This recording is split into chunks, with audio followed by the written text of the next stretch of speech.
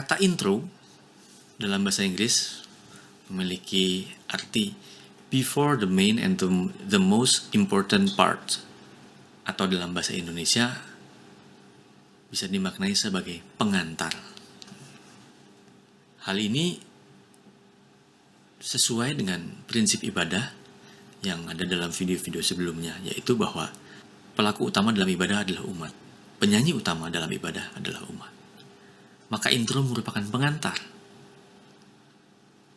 atau bagian yang dimainkan sebelum bagian utamanya penyanyi. Berdasarkan video sebelumnya juga, kalau kita telaah menurut Alkitab, salah satu tugas pemusik gereja adalah give the first note untuk the congregation. Mungkin ini seperti menyamakan suara kalau kita mau nyanyi dalam sebuah upacara atau sebuah perhelatan yang mengharuskan kita bernyanyi tapi tidak ada musiknya gitu. Menyamakan suara, give the first note.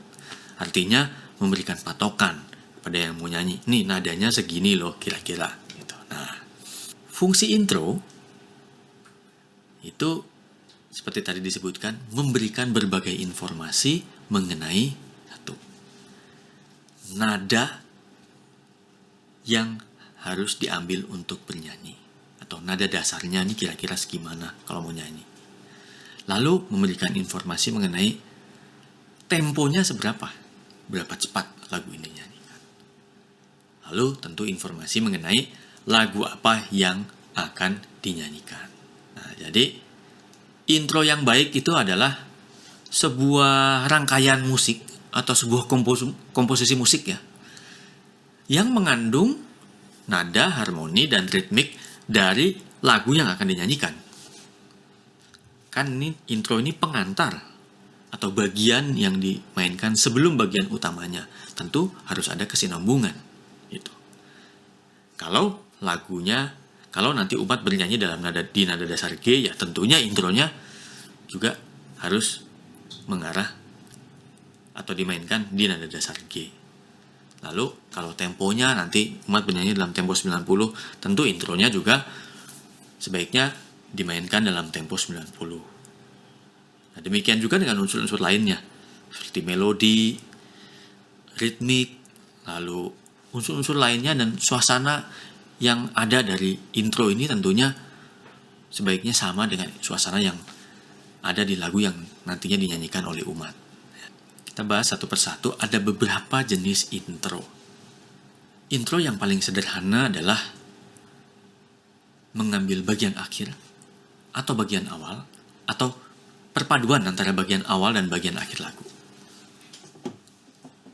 Jadi misalnya di lagu Kidung Jemaat 64, Bila Kulihat Bintang Gemerlapan.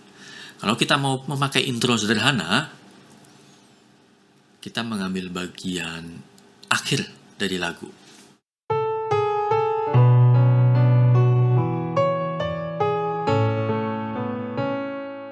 Bagian sederhana diambil dari akhir lagu, atau misalnya Kidung Jemaat 467, Ya Tuhan Bila Hati Kawanku.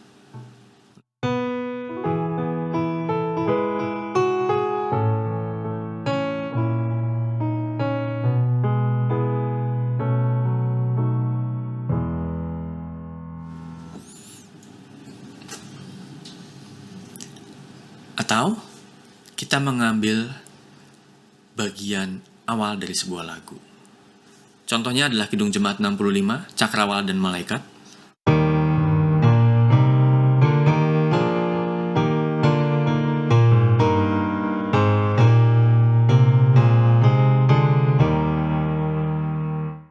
Lalu ada juga kombinasi bagian awal dan akhir lagu. Jadi intronya diambil dari bagian awal dipadukan dengan bagian akhir dari lagu. Contohnya Kidung Jemaat 3.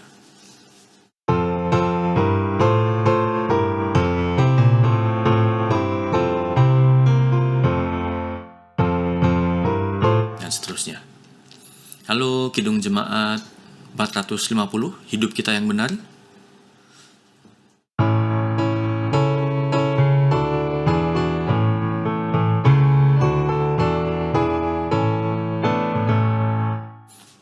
Nah, itu tadi bentuk-bentuk intro yang sederhana, mengambil melodi, harmoni, dan unsur-unsur dari lagu yang akan dinyanyikan.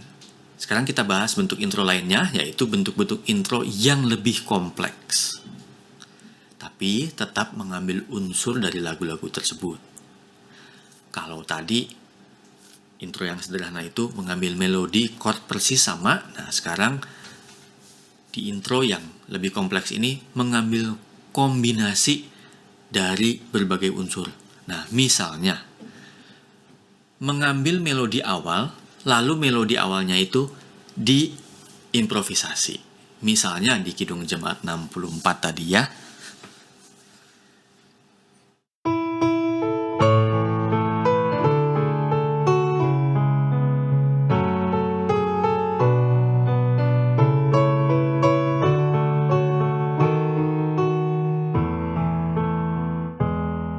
Contohnya seperti itu. Atau tadi di Kidung Jemaat 467, ya Tuhan bila hati kawanku.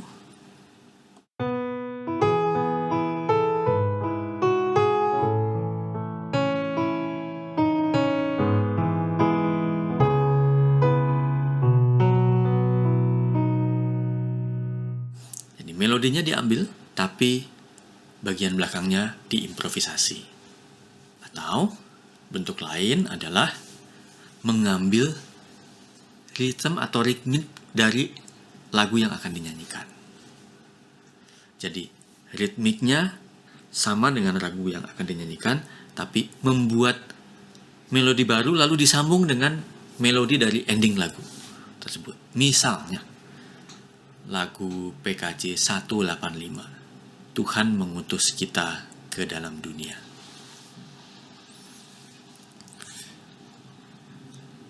Refrainnya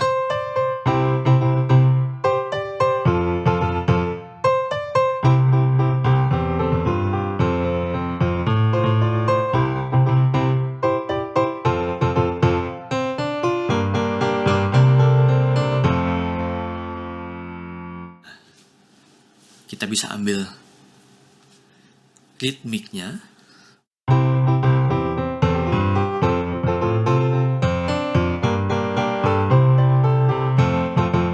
bagian sini kita tidak mengambil, di bagian awal tadi kita tidak mengambil melodinya tapi ritmiknya, baru disambung dengan ending melodi dari ending lagu tersebut. Nah, di bagian ritmik tadi kita membuat melodi baru, lalu kita sambung dengan melodi dari ending lagu itu. Kita improvisasi dikit misalnya seperti tadi. Atau yang paling ekstrim, kita benar-benar hanya mengambil chord dan ritme dari lagunya. Contohnya NKB 7, Nyanyikanlah Nyanyian Baru. Dengan catatan, kalau kita mengambil metode ini, sebaiknya metode ini dilakukan untuk atau diperlakukan untuk lagu-lagu yang benar-benar sudah dikenal oleh umat. Jadi umat sudah nggak bingung lagi kapan masuknya, ini melodinya seperti apa, liriknya apa. Umat sudah hafal, sudah mengenal, sudah familiar, sehingga umat bisa menyanyikannya dengan spontan. Contohnya NKB 7 atau PKJ 27, Nyanyikanlah Nyanyian Baru.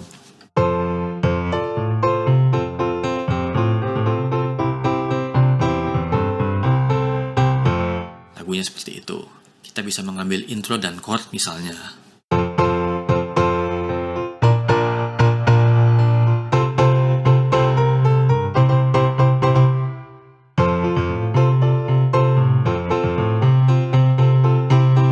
Seperti itu.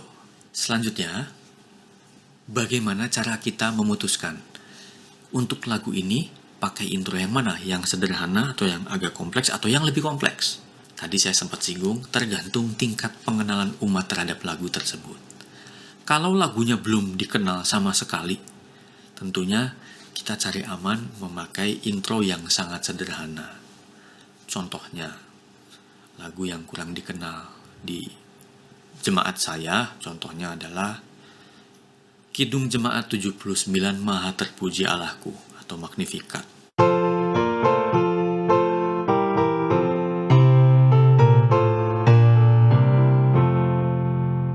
Ini tentu lagu yang kurang familiar bagi umat, maka saya akan mengambil intro bukan hanya sederhana tapi mungkin sesederhana mungkin.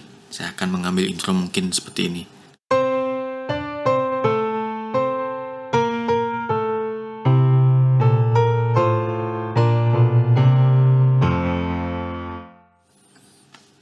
Supaya umat tahu, oh lagunya kira-kira seperti ini. Nah, salah satu prinsip lain yang paling penting dalam kita menentukan intro adalah kita perlu mengusahakan dan menempatkan intro itu sebagai sebuah frasa atau sebuah rangkaian nada, sebuah komposisi musik dalam bentuk sebuah frasa. Karena bentuknya frasa, maka dalam sebuah frasa itu yang paling penting adalah bagaimana kita memulai dan mengakhiri frasa tersebut. Ada awal dan akhir yang jelas untuk konteks intro. Sehingga, tadi sudah disebutkan, intro itu merupakan pengantar, frasa yang pengantar. Sehingga begitu frasa pengantar itu selesai, umat mengetahui, oh sekarang bagian kita yang bernyanyi. Ibaratnya kalau kita baca buku itu kan ada pengantarnya. Pengantar dulu, lalu dari pengantar itu kan juga nggak ujuk-ujuk langsung ke bab 1. Dia ada penutup dari pengantarnya dulu, baru masuk bab 1. Gitu. Nah, kejelasan kapan intro berakhir ini sangat penting. Karena disitulah patokan kapan umat bernyanyi. Gitu. Cara yang paling mudah untuk umat bisa mengidentifikasi ini akhir sebuah intro atau sebuah frasa yang disebut intro adalah dengan memberikan nafas atau jeda di situ. Misalnya, saya akan memberikan contoh NKB 1, Hai Kristen Nyanyilah. Saya akan intronya seperti ini.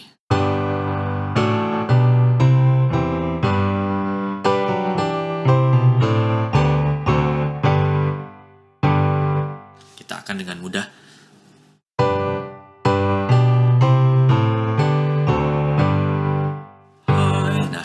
dengan mudah mengidentifikasi, oh ini mulai nyanyi. Tapi kalau kita tidak memberikan jeda atau memberikan nafas,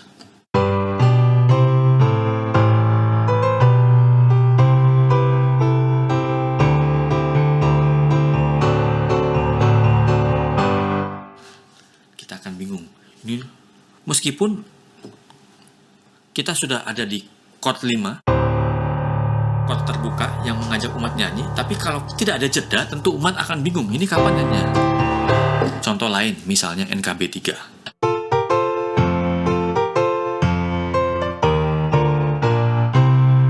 Terpujilah Allah, misalnya seperti itu. Kalau kita tidak memberikan jeda,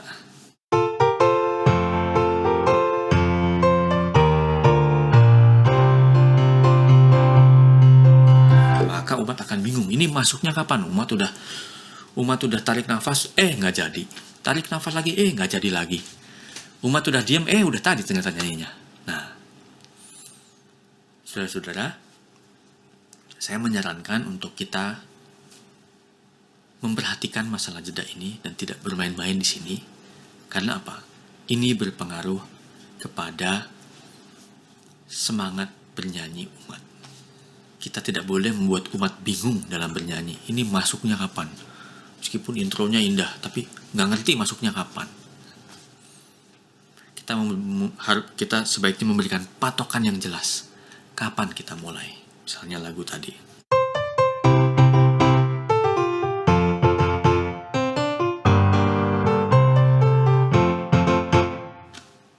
Nah, umat akan jelas, oh daripada kita memberikan intro